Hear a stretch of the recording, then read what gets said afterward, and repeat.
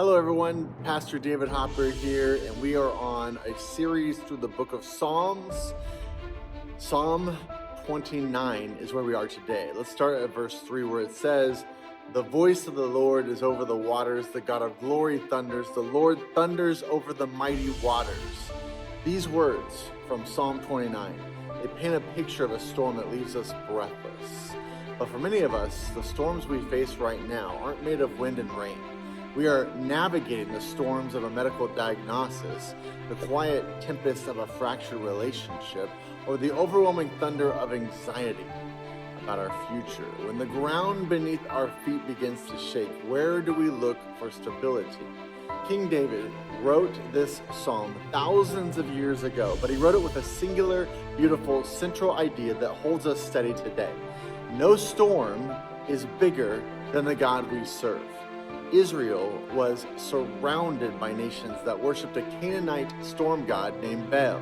The people of that day believed that Baal rode on the clouds and he threw lightning bolts and controlled the weather. They lived in terror, constantly trying to appease the volatile deity just to keep their crops alive.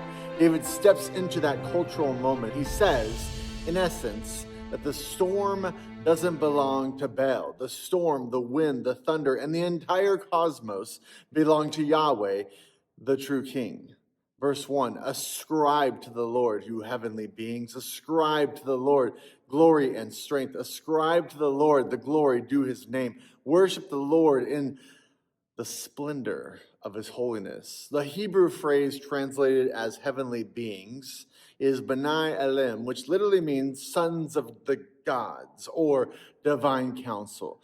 David is speaking to the angelic realm. He commands them to bow. He calls them to ascribe, which means to recognize and declare what is already true, glory and strength to the one true God. In Hebrew, that word splendor carries the weight of beautiful garments or majestic attire. When we feel overwhelmed by circumstances, our instinct is to focus on the magnitude of our problems. But David models a different starting point for us.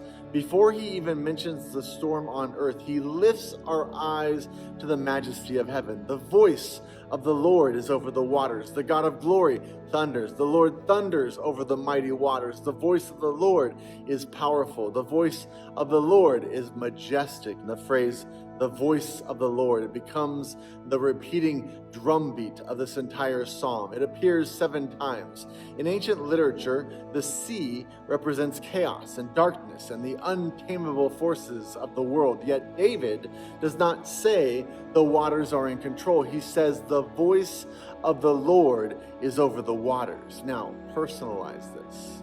The situations that feel completely unmanageable and deeply threatening. David reminds us that God's voice sits directly over that chaos.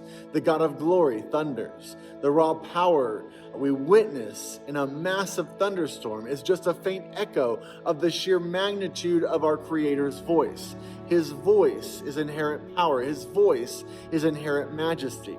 Think of an air traffic controller during a massive, violent storm front. If you look at the radar screen, it is this chaotic mess of flashing red weather cells, swirling wind vectors, and dozens of planes desperately seeking a safe path to land.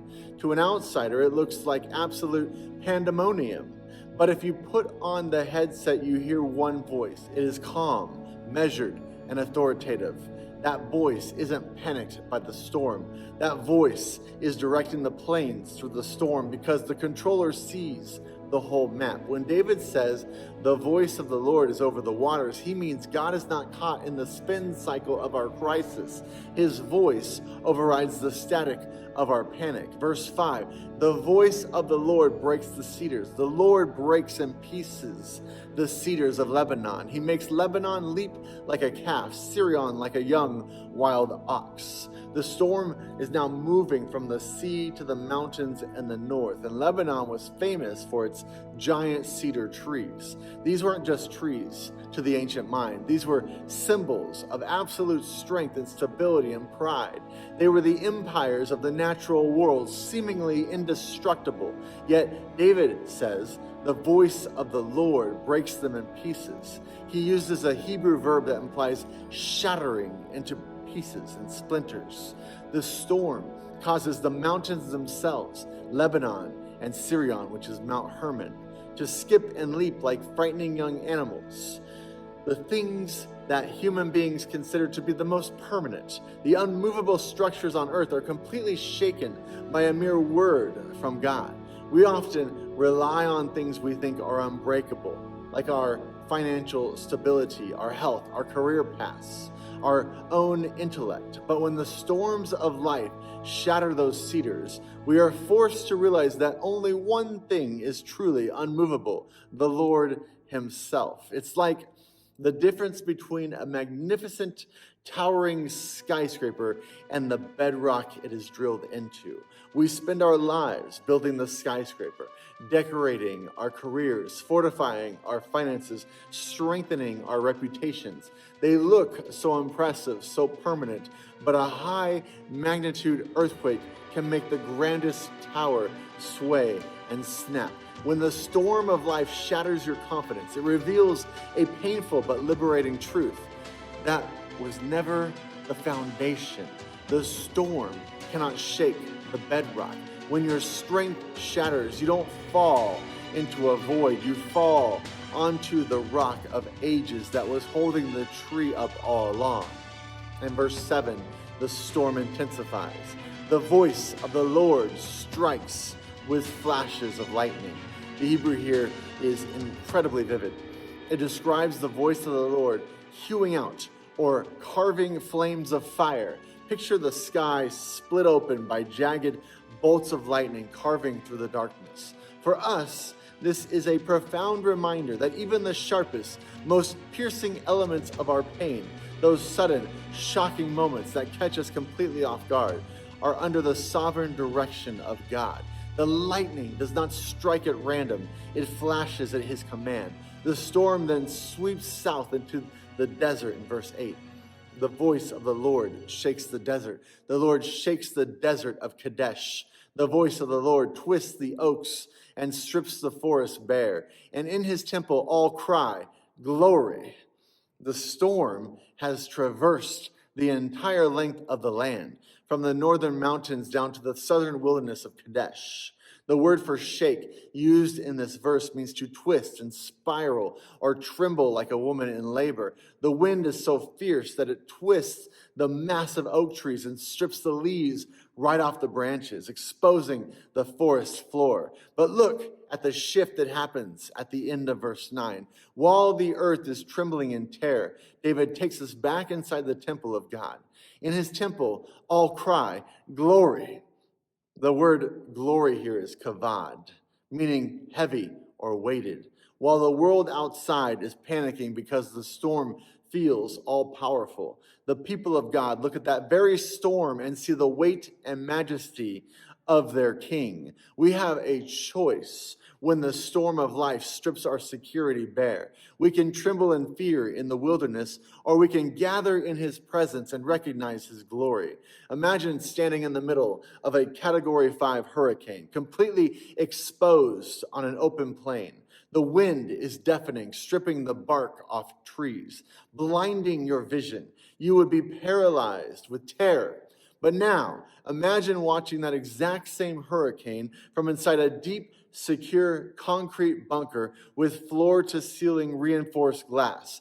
You are seeing the exact same lightning, hearing the exact same thunder, but your posture is entirely different. You aren't screaming in fear. You're standing in awe of the raw power of nature. We are simply changing our position from the exposed wilderness to the secure presence of the King. Verse 10, the Lord sits enthroned over the flood. The Lord is enthroned as King forever. The Lord gives strength to His people. The Lord blesses His people with peace. The Hebrew word used here for flood is mabul.